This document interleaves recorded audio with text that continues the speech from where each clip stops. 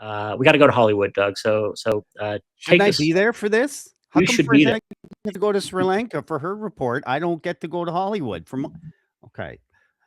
Netflix wants to buy Warner Brothers. If this happens, Netflix would control HBO Studios, DC Studios, Warner Brothers Pictures, and Warner Brothers Games. Look at all these brands that Netflix would control. It's one of the biggest deals Hollywood has ever seen, and it could reshape the entire industry. One company would hold many of the stories that shape the way you and I think, feel, and talk about the world. Paramount has jumped in now with a larger hostile bid. Now the fight is out in the open. Shareholders are split. Regulators are watching closely. Politicians are weighing in, of course, from both sides, of course. And the reaction inside Hollywood is sharp. Some fear Netflix would push everything toward tighter budgets and data driven stories. Others fear Paramount would break up parts of the studio and cut deep. Creators feel the whole landscape is changing. Look at that. A major part of the story here is control. Warner Brothers holds some of the most valuable worlds ever made: Harry Potter, Game of Thrones, DC Heroes, major animation libraries, and a deep bank of documentary and news archives. These are not just brands, they are cultural landmarks. Whomever owns them decides how they grow, change, or fade. There's there's also a quiet worry running through the creative world. Warner has always licensed its material broadly. Filmmakers, podcasters, journalists, independent creators have long used Warner archives, footage, and historical audio in their work.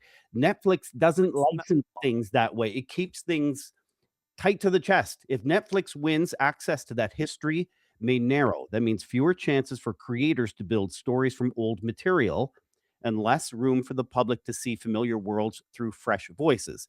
This deal is also a test of public relations, each side fighting to shape the narrative. Netflix speaks about steady ownership and leadership. Paramount speaks about protecting the studio's soul. Workers talk about jobs, fans talk about culture, unions talk about power.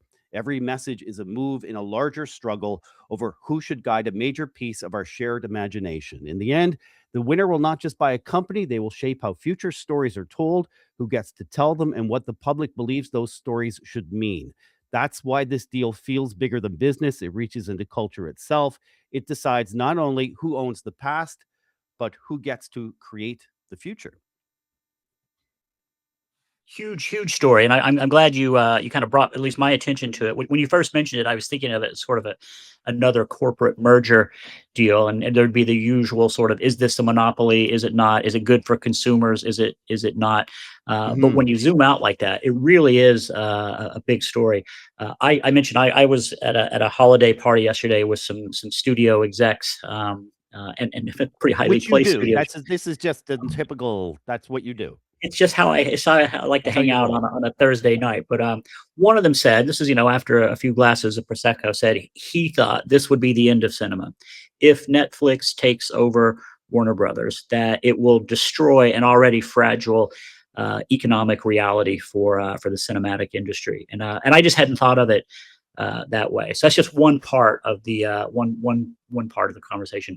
There are also some big news brands that are affected in this deal, CNN and CBS. So closer to out of the bigger storytelling complex, but in the news media, there's some big news brands affected with this. So I do think it's a significant story. Mm. Gosh, I mean, I think as Doug said, one has to be very mindful that the business of storytelling is really the business of influence. And you have news, social media platforms with their algorithms, and be it cinema storytelling, be it sort of Netflix, that have film and sort of TV series. It shapes people, it shapes culture, and so it'll be really interesting to know who's going to buy it, and also if there's a consortium put in place behind it. Who does that comprise of? Are they foreign players involved as well? How will that then end up becoming a sort of foreign policy soft power play? So I think wait and see. But yes, I think you're absolutely right. I think from a PR perspective, they've got a multitude of stakeholders that they need to reassure with very different messaging. So the talent would require a different sort of messaging in terms of reassurance of jobs. The customers, the diehard film sort of people, and of course the regulators. I mean, how do you think the regulators will look at it? Well, I don't know. I mean, there's good arguments, I guess, either way from whether this is a monopoly or not. Or so I've been told. President Trump says he will be involved in the decision, so that makes it a political question already. There are reasons for Paramount maybe to believe that they've got a good relationship with the Trump administration that Netflix may not. The fact that there is this coalition of non-American investors backing the Paramount This is the counterbid. Guardian story you're referring to, right? That Yeah, exactly. Paramount did. Maybe you Yeah. can spin us out from there, Doug. Louise Watson in London is asking about a difference in valuation. I read something about that. I don't know enough about it to comment, but I just want I to do a acknowledge little it. on the numbers. It's evaluated at 72 billion, but the original bid, I believe, is 82 billion, which that's normal. You always up bid. And then I think the Paramount hostile bid is up as high as 108 billion. So the numbers are flying all over the place. Right. Right. But that story in The Guardian was that the Paramount bid is backed in large part by a group from, I think it's Saudi Arabia, and that's brand new. And I don't see it. I'm over here on this side of the pond. I don't see that in any of my news feeds yet. I know it's in The Guardian, but it doesn't pop up in my aggregated news feed. So that hasn't splashed. Yeah, it's a fund, I believe, that is backed by sovereign money from Gulf states and from Jared Kushner, president's son-in-law. So it's a really this would be a great Netflix story by itself. How that story Watch gets this told space. depends on who buys. Well, I think this is probably going to come up because this story isn't going to go away anytime soon. It's on a timeline that's not finite, but won't be resolved probably anytime immediately. Maybe Farzana, bring us back to some other work you're doing with the UK government and some work to promote the legal profession. I didn't know they needed help with promoting themselves, but apparently they do. Everybody needs help. Everybody needs help. Even the PRs need PR. Now, the English Law Promotion Panel was set up, and they held their first meeting, and very honored to join the panel. It was myself, another PR person, and the rest were lawyers who I've always had the greatest respect for lawyers, because I think they actually are on the similar spectrum to us PRs. It's a spectrum of advocacy, but their advocacy is within the constraints of legal jurisdictions, whereas PRs, we swim out in the wild ocean with no sort of parameters and no regulation, which Doug and I have a issue on. Now, a little bit about the English Law Promotion Panel. It's been formed as part of the UK's modern industrial strategy, which will drive economic growth, apparently.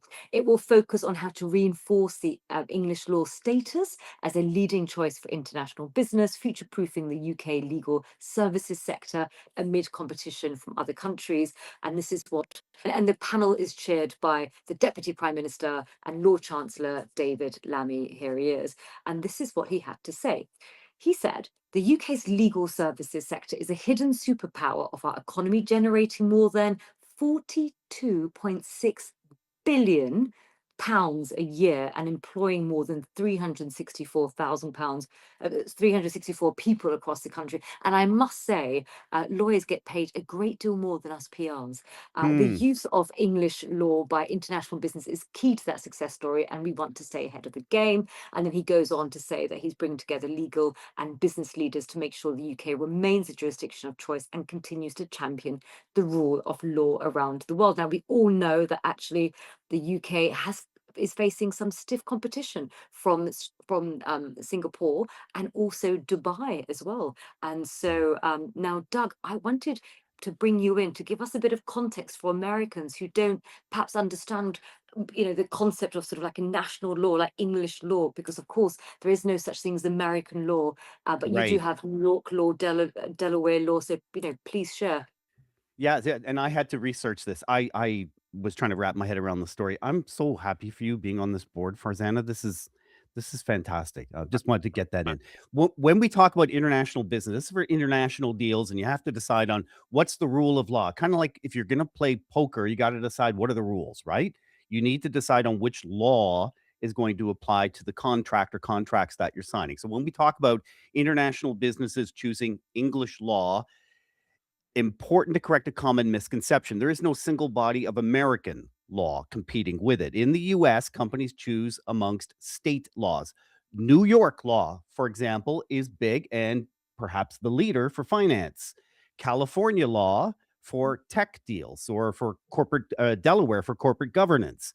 And globally, businesses also sometimes opt for German law, which is often done for engineering or industrial mergers. And French law is widely used in civil markets and in a surprising number of Peugeot related disputes for reasons only French drivers can fully understand. But the real competitive pressure now is, as Farzana mentions, the rise of Singapore law. Singapore is not waiting for the world to come to it.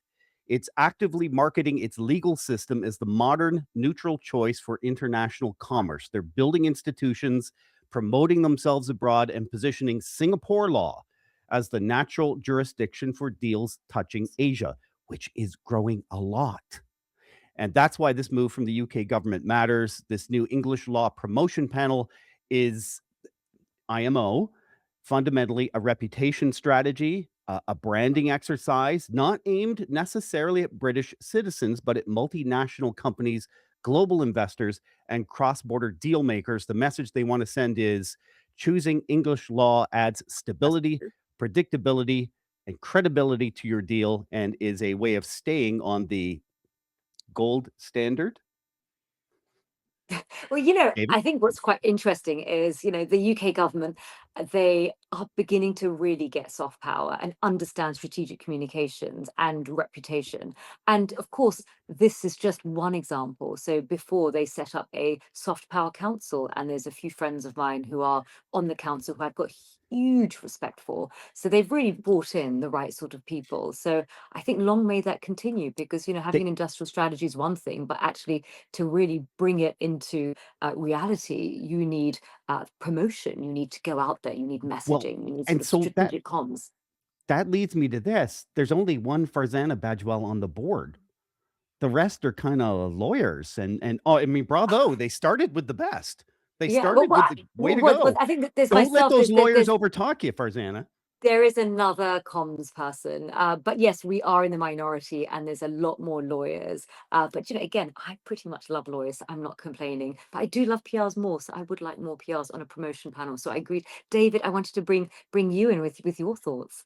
Well, I love that you're on this board as well, and maybe we'll focus more time on a future show. But really, I like the fact that they are including a comms perspective. That says something. We do have a seat at the table, and we have an important perspective to add. Swinging the light around and looking at PR, our comms or marketing or media, I would love to see the government focus a similar amount of energy on promoting the UK creative industry. I think they do in some areas. I didn't get a chance to look at this before the show, but I think they promote the fashion industry and a few others. But you know, I was on a panel for the UK PRCA years ago, trying to promote the UK PR scene as the go-to hub for international public relations because of the time zone, which is friendly to most parts of the world, because of English language as the language of business and in many respects the language of media, and because of the collection of talent here. So it would be interesting to kind of learn what we can from the lawyers and see what we can apply elsewhere. Now, every time I say this, I get notes on LinkedIn from people in New York who say I'm crazy to say that London is the capital, or I get people from the north of England saying that I'm too London focused. So Yeah. anyway, I'm just glad we're having this. I'm glad we're having the Can I conversation. just ask you, David, where do you think the center of excellence is for PR? I think it depends. Hats out for You are so for- diplomatic. In the mind. In the mind. Yeah, yeah, exactly. Here's, you know, what I love about London, though. It's the center of the financial services sector, at least for a big part of the world. It's the center for a big part of the English media landscape, including entertainment. And it's the center of the UK government and a big part of the world that still looks to the UK. So I think a lot of things happen here in London, whereas in the U.S., the centers of excellence are a little more distributed. You know, on the West Coast for entertainment, and New York for finance, and D.C. for public affairs. But I do think globally, in my experience, clients are more comfortable with UK-based agencies for that work than American. And I'm preparing myself for the backlash now that I will inevitably get. So I'm just gonna exercise my prerogative. I got to write the show notes today, so I got to decide where we were going with the stories. It'll be somebody else's prerogative next time. I couldn't land on a specific story, but I just want to touch really quickly on 4. If you guys have comments, please stop me. If anybody in the audience has comments, and then I want to get to some predictions. So Solomon, if you don't mind, just kind of bringing up my first slide, and I'll start talking anyway. I think the 4 things that grabbed my attention this week. First, the U.S. State Department reversed an earlier decision promoting Calibri as the font of choice and re-promoting Times New Roman because it's less woke. And I guess the original benefit of Calibri is that it was considered to be more readable and more inclusive. So We're just so it's a return to what Americans have seen habitually anyway. The original move was to be, for whatever reason, to switch to Calibri, yep. and now it's just returned to how it was. They've decided that's their type. Yeah, exactly. Just, unrelated to this, one time Farzana introduced me to a professional type designer, and I didn't know that such a thing existed. Obviously, it must, because there's a lot of different type fonts out there, and I found it to be a really fascinating topic. Again, topic for another day. I thought that the U.S. reversal of a decision not to sell NVIDIA AI chips to China, but now saying they would, so long as the U.S. retains its 25% ownership of any deals that go through that, which is a weird story by itself. I think that's interesting, but I don't know the PR angle. Maybe one of our listeners does, and we'll chime in. So I'll just park that there. I think an obvious big story with obvious PR implications, and again, probably not enough time to get to, is the Australia ban on social media for kids under the age of 16. What I've been able to read is that most of the coverage about it has been how kids have outsmarted the system and found their way back onto the platforms anyway. But I think there will be a lot of things to learn from that experiment, and maybe it'll be a conversation that comes up. Are they just getting adults to sign in for them, like hanging outside of the beer store? Hey, buddy, can you buy me a 6-pack kind of deal? It does have a lot of comic potential, but I get the sentiment behind the move. And then in the middle of the week, what I think does have very obvious PR implications for the U.S. tourism hospitality industry is a pretty dramatic upgrade in entry requirements for, I think, 42 countries where a visa wasn't required for tourists and visitors to visit the U.S. Now a much bigger, more potentially onerous set of requirements, including sharing your social media for the last 5 years, names and contact information for family and employers. It's a pretty burdensome proposal. It's not yet in effect. Although I do know the U.S. Embassy here in London has already issued guidance saying foreign visitors need to set their social media to public. I don't know what the real implications of that are, but it doesn't, in my view, sit well with potential. But this is if you're visitors. staying for 6 months or something, right? That this isn't, hey, I'm heading down to Disneyland with the kids for a week and we're gonna have some fun. That it doesn't apply in that case. I don't know. That it sounds like you read more into that than I have. But It's if you're staying for a while. They want they're just saying, we want to know a little more about you. Yeah. Okay. David, can I ask just quickly on that? I just think to myself, is it going to start harming the interests of these big tech social media platforms? Because people are going to start thinking, do you know what? It's enjoyable. You're getting messaging coming in from Australia that is harmful for, so harmful that they have banned it for sort of, under 16s. That's going to start that whole narrative up about, the harms in terms of mental health, attention deficit and so forth. But then you've got also, then if you start traveling to the US, you may end up having to, get called out for any sort of social media posts that you did. So is it going to become this sort of hindrance that we're going to start thinking, God, is it worth it? I don't think anything that's happening in the U.S. government is against the interest of big tech platforms right now. So is that a potential development? Maybe. But I think right now, anything that's happening is probably with the blessing, if not the actual encouragement of big tech. I wonder if someone's going to come up with an app that helps you kind of scrape or bypass or somehow aggregate your data in a way that's administration friendly, but we shall see. I want to, and I know you guys told me we probably wouldn't have enough time for this, but I'm going to try to race through a few predictions, and I'm not going to give any of these justice, and I apologize for that in advance. But 6 really bright people bothered to write and say, here's what they thought might happen in the world of PR in 2026. So, Solomon, if you don't mind moving us to crisis communication, Phil Borman, a good friend and colleague based in Lisbon, says that crisis communication will shift from a nice to have to a must have as a legal requirement. He's talking specifically about new legal requirements in the EU and the US as they relate to cybersecurity incidents. You really got to follow his newsletter, Wag the Dog. He goes into this and a lot of other related issues in a great level of detail. I think that's not a prediction; it's a statement. But I'm glad that he made it and brought our attention And to hopefully it. they'll choose English law. And hopefully they'll choose English law to resolve Right. their disputes. Lou Watson, who kindly commented earlier, I guess he's watching today. Big expert on misinformation. She works with a lot of security-related interests. She says that the enemies of the truth, whether are fairness or of certain states, will find it hard to hide under the shadows. She's not saying that misinformation will go away, but in 2026 we'll see greater visibility from both private and public sector entities to kind of showcase where misinformation is coming from and what its nature is. So I asked her; she was optimistic. She's a little more guarded than that, but she too is worth following on LinkedIn for people who are interested in misinformation. Thank you, Louise, for that prediction. If we don't mind going to the next one, authenticity. Rachel Gilly runs a great agency called Clarity, global agency. She says that brand authenticity will be more crucial than ever, especially as AI starts churning out slop. My word, not hers. So she is at the top of a great advisory chain of command at Clarity, and that's the kind of advice she's giving to her agencies. Thank you, Rachel. My friend, and now I think Doug's had some chance to work with Matt Collette, big thinker, Great big guy. clear thinker as it Yeah. relates to generative AI. And he says that he's based in Vancouver. Maybe that's why you guys have a nice affinity. He says that comms teams will experience more change from generative AI in 2026 than they have in the past 3 years. And that's probably got some people, already a little bit anxious. You should probably talk to Matt if that's the case, because he's here to help. But he thinks we're just now getting into the weeds of this, and I believe that's true. Joe Harrod runs a market research and public information, a public opinion research business based here in London. He touches on a topic that we've looked at before, and that's the BBC and trust.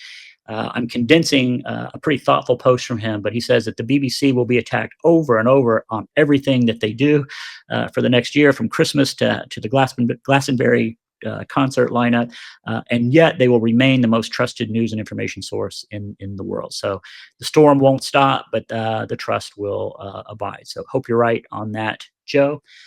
Miranda, who was on the show a couple weeks ago, sent me a nice note last night. She runs an agency called Pray Tell here in London. She says that blogs are back in town, partly because, or mainly because, that's what AI likes to find. And so that we're starting to see her clients are starting to ask for that type of content. It plays through not just in blogs, and Doug, you'll appreciate this from a podcast, video cast point of view.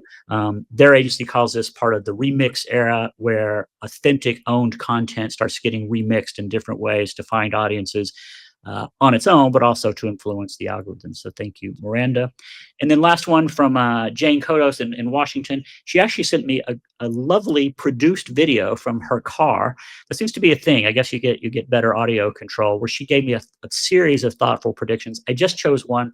Jane, I don't know if this is the one you wanted me to focus on, but I thought it was interesting. And it goes back to authenticity and transparency. And she's like, in 2026, you're hiding the use of AI is going to become a liability. And in fact, it'll be an asset if you say, yeah, I used AI to help me with this. I use all the tools available to me. And so that might be a way for us to all find a little bit more comfort with using AI in the workplace. So thank you, Jane, for that. I realize we're 2 minutes out. I did get through all 6. We might do a few more of these before we run out of December, but thanks everybody for contributing. And I thought that was a good conversation. So thanks, guys. That's excellent. Excellent. Thanks so much for spending a bit of your day with us. Farzana, how hot is it down near the equator? Do you know what? It's not too bad. I mean, it is monsoon season, and Sri Lanka is quite extraordinary because they've got different microclimates in the north compared to the south. And so it's monsoon season in the north, but not in the south. And so it's Oh, different. And interesting. I've been going all over the island.